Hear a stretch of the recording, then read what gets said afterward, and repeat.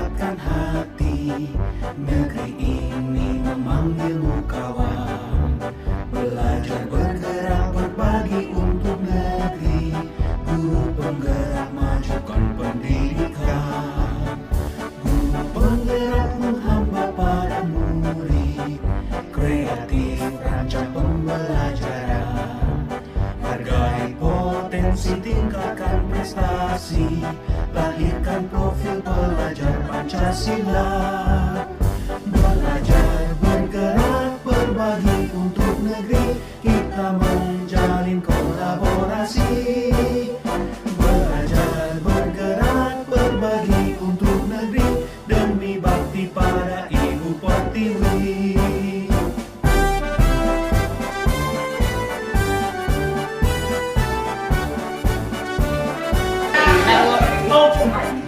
Sengaja pakai cepat-cepat lagi ya. Bisa ibu dari pagi hasilnya ganjil, bisa dari pagi hasilnya genap, terserah ibu ya. 12 bagi 4. 12 bagi 4 apa hasilnya? 3. Konsentrasi lagi kan? Konsentrasi lagi kan? Ulang lagi. Ulang lagi. Jangan banyak kau. Hah?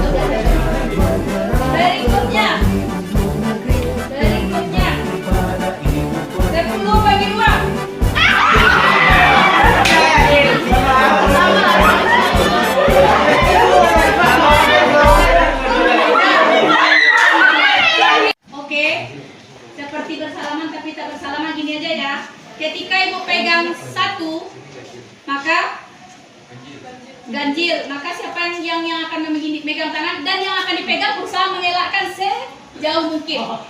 Paham? Paham ya? Ibu waktunya akan ibu percepat. Ya? Paham ya? Kamu paham jaga? Tak bisa lah. Kalau ibu bilang berarti kecepatan nota ini orang-orang yang berkonsentrasi. Berikutnya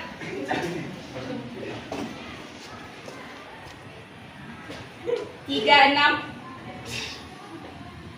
bagi 4.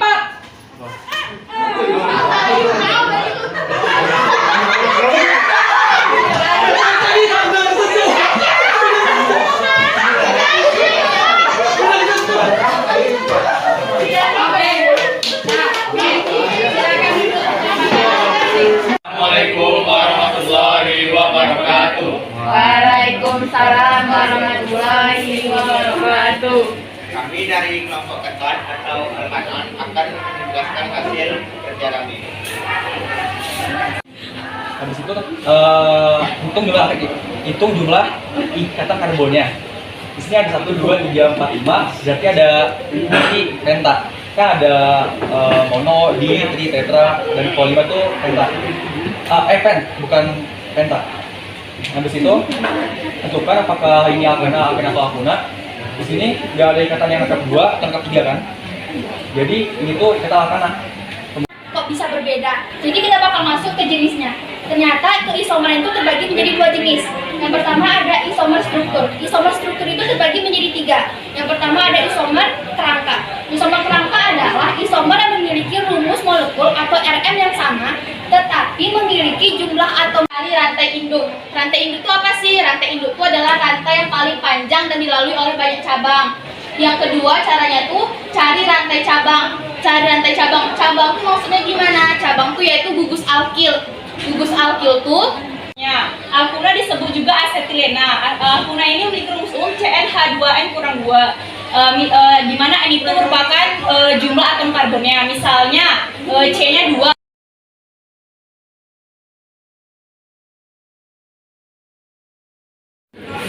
Yang pertama adalah oksidasi. Aldehyde itu senyawa yang bersifat reduktor kuat sehingga dapat mereduksi senyawa. Ana diubah menjadi al. Contohnya metana menjadi metanal, etana menjadi etanal, propana menjadi propanal, dan butana menjadi butanal. Kepada yang bagus, yaitu pada keisomeran aldehyde itu kan tadi ada isomer struktur sama isomer fungsi. Kenapa nggak ada isomer posisi? Terima kasih untuk jawabannya Jihan. Baiklah, saya akan Terima kasih untuk pertanyaan dari Jihan. Baiklah, saya akan menjawab pertanyaan dari Jihan. Pada keisomeran aldehyde, kenapa tidak ada isomer posisi? Seperti yang sudah dijelaskan Ide dan Desi tadi, bahwa pada aldehyde diisi fungsi aldehyde itu pasti terletak di ujung rantai C atau pasti selalu menempati penomoran pertama, sehingga tidak akan gugus fungsi aldehyde itu tidak akan berpindah posisi ke nomor 2, 3, dan seterusnya. Karena banyak yang bingung. Berarti ada yang berusaha pegang tangannya dan lagi. Oke, ulang lagi.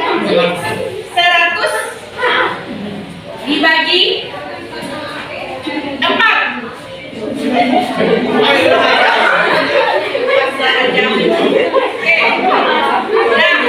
Ulang lagi. 25 dibagi 5. Yang bisa kalau mau ya. 25 dibagi 5 berapa nak? Nah, berarti yang ganjil pegang yang ke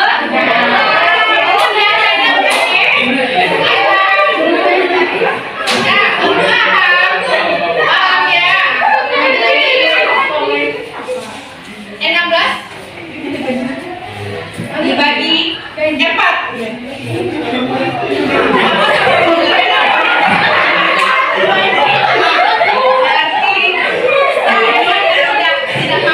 4 dan 3 benar. Dia yang berusaha megang tangan Bramantio. Bramantio betul dia mengelak dah. Oke. Ternyata saya apa berapa nak? Nanti siapa yang akan megang tangannya Ganjil? Benar. Ya benar ini kalau dia tangannya. Ganjil cepat ini bukan. Konsentrasi juga. Kenapa sudah? Iya, nanti kan Dava genap, dia ganjil. Karena kan ada yang sekolah sini ada kawan-kawan itu. Oke, berikutnya. Oke, berikutnya.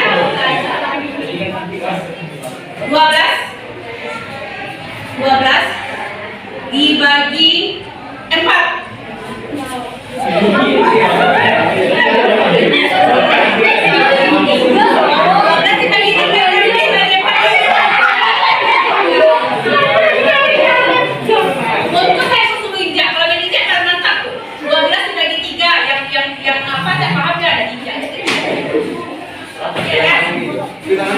Jadi itu permulaan berjalan tangan itu dulu.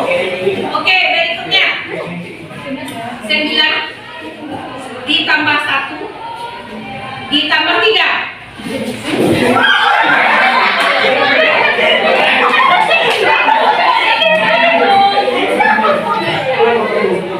Berapa mana? 3 ganjil atau genap?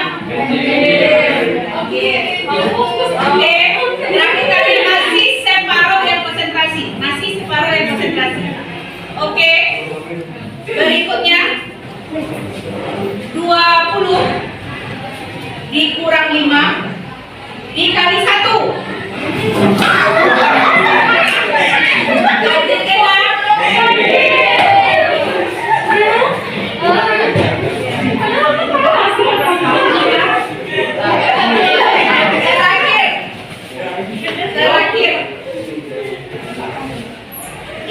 Terakhir 12 dikurang 4 dikali 2.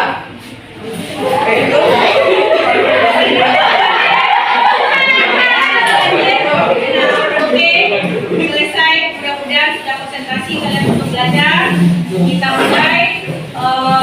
pembelajaran kita pada hari ini. Silakan kelompok 3 untuk mempresentasikan apa yang sudah kalian buat. Oke. Itu akan berubah, berbeda, sangat berbeda. Terutama pada bagian mie. Mie kuning apabila dikasih formalin, mie itu lebih kuning itu lebih mencolok, dan aroma pada mie kuning itu lebih menyengat dibanding kita penciuman. Sedangkan kalau mie tanpa formalin, dia warna itu lebih biasa, sesuai dengan mie pada umumnya, dan aromanya tidak terlalu menyengat hingga penciuman. Diakhiri dengan atom hidrogen. Untuk rumus umum, aluminium itu mempunyai CnH2NO. Kemudian gugus intinya itu COH, serta struktur umumnya itu RCOH. R-nya ini sebagai alkil. Oke, kita masuk ke isomer. Isomer itu senyawa yang memiliki rumus molekul yang sama. Assalamualaikum warahmatullahi wabarakatuh. Waalaikumsalam warahmatullahi wabarakatuh. Kami dari kelompok 3 akan menjelaskan materi mengenai aluminium. Ya, 4. Setelah itu, tentukan alkil atau cabangnya pada lantai utama. Ada di sini, ini namanya alkil.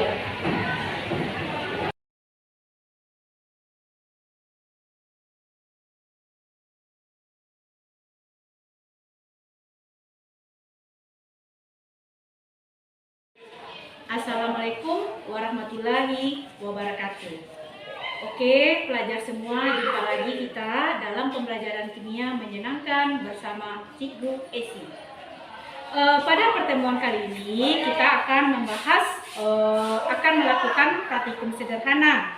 Nah, sebelum kita melakukan praktikum sederhana, Ibu mau mengingat dulu bahwa pada materi sebelumnya kita sudah mempelajari mengenai titrasi asam basa. Ya, Ananda semua sudah melakukan titrasi asam basa, yaitu asam kuat ditambah basa kuat, kemudian asam kuat ditambah basa lemah, asam lemah ditambah basa kuat. Nah, itu materi berhubungan dengan materi yang akan kita pelajari pada hari ini, yaitu larutan penyangga. Nah, pernah kalian sakit atau pernah kalian sakit meminum obat? Atau mata kalian bermasalah, kalian kasih obat tetes mata? Nah, kenapa itu bisa? Nah, itu ada jawabannya pada materi yang akan kita bahas hari ini, yaitu materi mengenai larutan penyangga.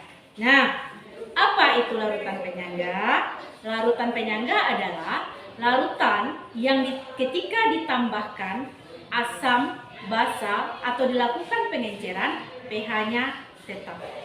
Nah, tadi Ibu berbicara mengenai titrasi asam basa.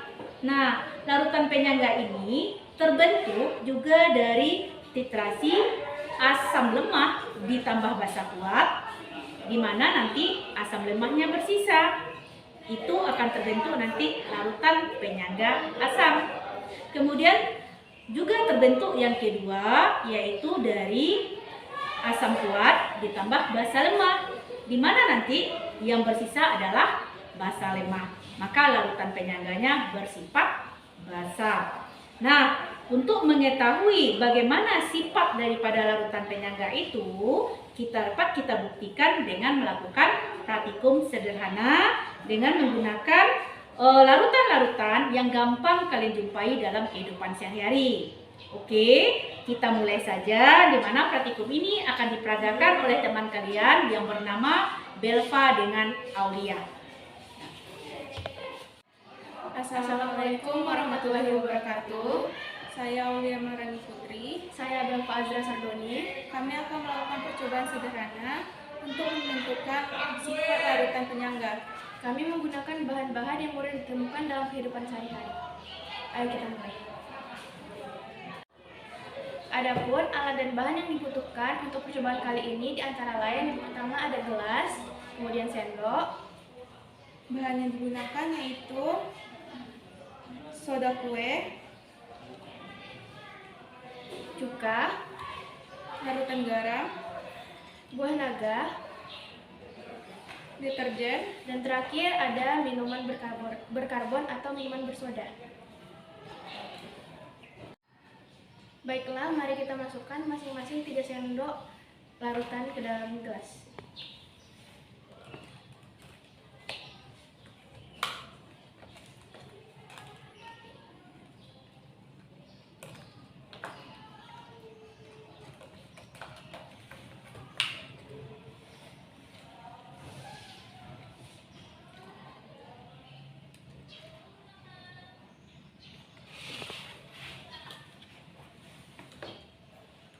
Setelah itu mari kita masukkan ekstrak dari buah naga ke dalam masing-masing gelas, hanya 1 sendok saja.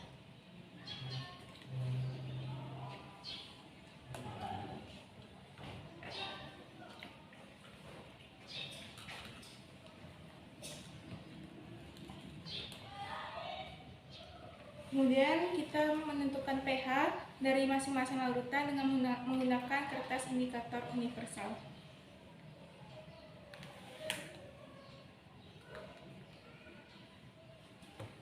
pH minuman bersoda itu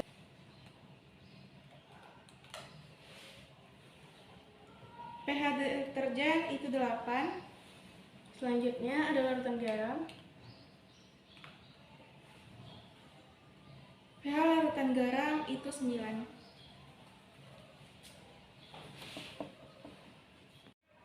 Oke, untuk percobaan kedua, kita tetap masukkan 3 sendok larutan ke dalam wadah, tapi kali ini ditambah dengan NaHCO3 atau yang biasa disebut dengan soda kue. Larutannya tetap 3 sendok, soda kuenya hanya 1 sendok saja.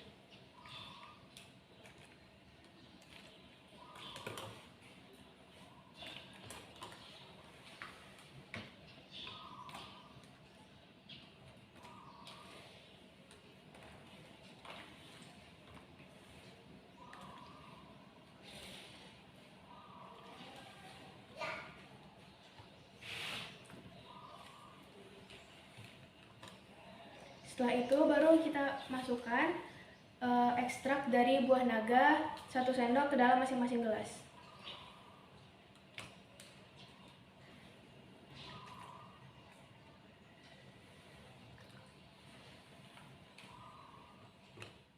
Baiklah, selanjutnya untuk percobaan ketiga, kita tetap memakai 3 literan dasar, tapi kali ini ditambah dengan cuka. Masing-masingnya tetap 3 sendok.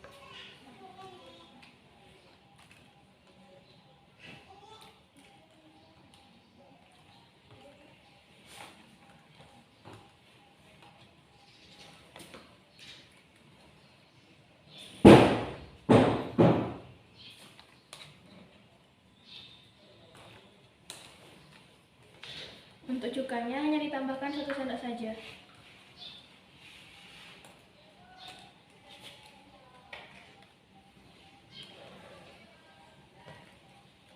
Kemudian ditambahkan ekstrak gula buah naga 1 sendok saja ke dalam masing-masing larutan.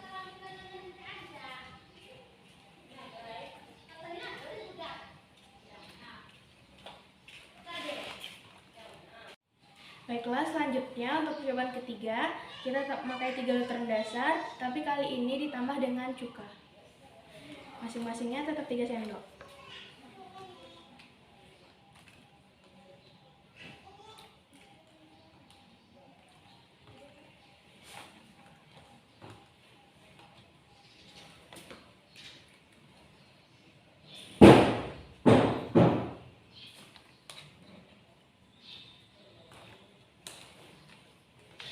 Untuk cukanya hanya ditambahkan 1 sendok saja.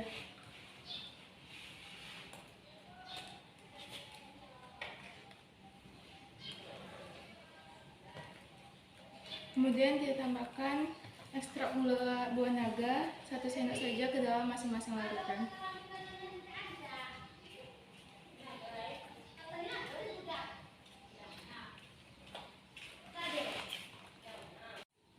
Baiklah, setelah kita lakukan percobaan, terlihat bahwa tidak ada perubahan warna di larutan-larutan berikut.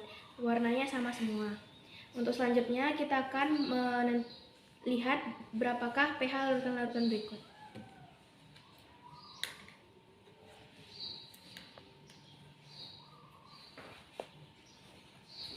Yang pertama pH deterjen.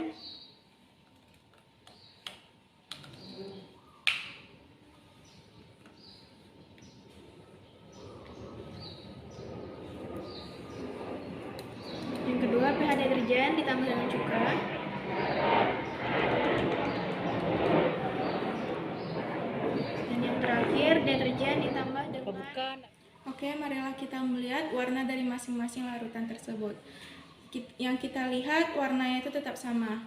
Nah, setelah itu marilah kita mengecek pH larutan apakah tetap sama dengan pH yang kita awal sudah cek atau berubah.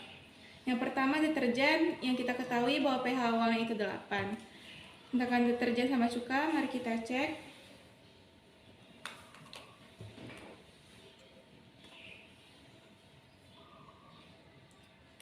Ternyata pH deterjen tambah cuka tetap 8.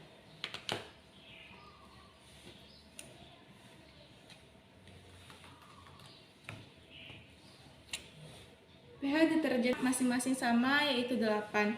Bagaimana dengan pH larutan garam tersebut, yaitu awalnya garam itu larutannya setelah kita cek itu 9. Larutan garam ditambah soda kue tetap 9. Selanjutnya larutan garam ditambah cuka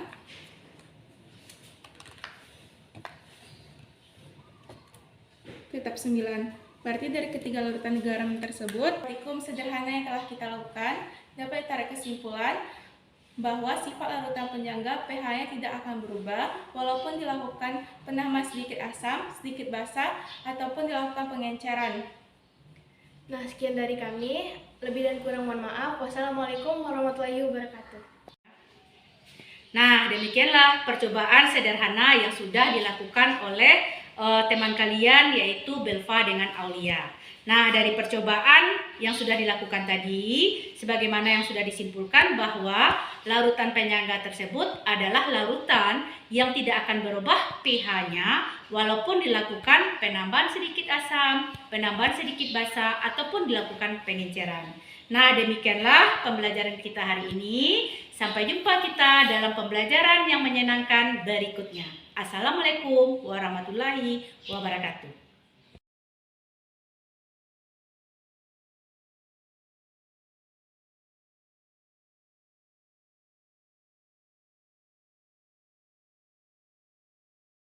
Assalamualaikum warahmatullahi wabarakatuh. Perkenalkan, nama saya Rizky Nanda dari kelas 12 MIPA 5. Perasaan saya sebelum belajar metode pembelajaran ini adalah dari kelas 10 dan kelas 11 saya kurang meminati pelajaran kimia ini. Dan setelah menggunakan metode yang telah diajarkan ini, saya lebih termotivasi untuk semangat belajar dan belajar yang lebih efektif. Juga sangat mudah dipahami untuk pembelajaran yang telah diajarkan ini, dan saya juga bisa mempresentasikan dengan baik dan benar. Ya, sekian, terima kasih. Wassalamualaikum warahmatullahi wabarakatuh. Nama saya Natasha Margareta dari kelas 12 MIPA 5 akan menyampaikan pendapat saya tentang metode dan model pembelajaran yang telah diberikan Ibu Sirmayeni. Yang pertama, kemarin kami belajar kimia unsur. Menurut saya belajar kimia unsur dengan metode dan model seperti itu, yang pertama itu membuat kita dituntut kreatif untuk membuat carta kita masing-masing. Yang kedua, metode seperti itu juga lebih efektif dan efisien karena menggunakan sebuah media. Kalau kita belajar menggunakan media kan lebih mudah dipahami. Yang ketiga, kita merasa enjoy dan senang karena tidak jenuh, karena kita berada di luar kelas, jadi tidak merasa monoton dengan pelajaran yang hanya di dalam kelas saja. Begitu menurut pendapat saya. Sekian, saya ucapkan terima kasih. Assalamualaikum